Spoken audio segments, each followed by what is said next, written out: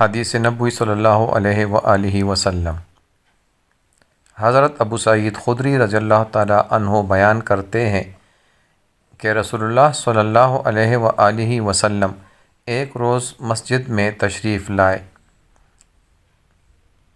تو کیا دیکھتے ہیں کہ ایک انصاری آدمی ہے جس کا نام ابو امامہ تھا۔ آپ نے فرمایا،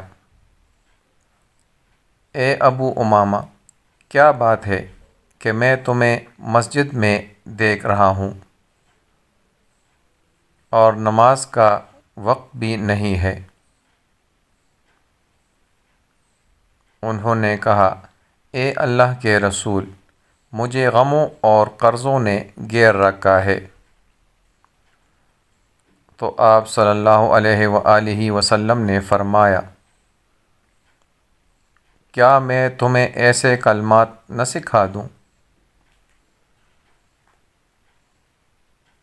اگر تم انہیں پڑھنے لگو تو اللہ تعالیٰ تمہارے غم دور کر دے گا اور تمہارے قرضے ادا کر دے گا،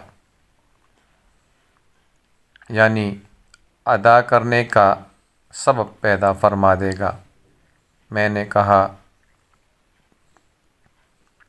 کیوں نہیں اے اللہ کے رسول؟ فرمایا، صبح و شام یہ کلمات پڑھا کرو، اللہم انی اعوذ بک من الہم والحزن واعوذ بک من العجز والکسل واعوذ بک من الجبن والبخل واعوذ بک من غلبۃ الدین وقہر الرجال۔ اے اللہ، میں تیری پناہ چاہتا ہوں پریشانی اور غم سے، عاجز رہ جانے اور کسل مندی سے، اور تیری پناہ چاہتا ہوں بزدلی اور بخیلی سے، اور تیری پناہ چاہتا ہوں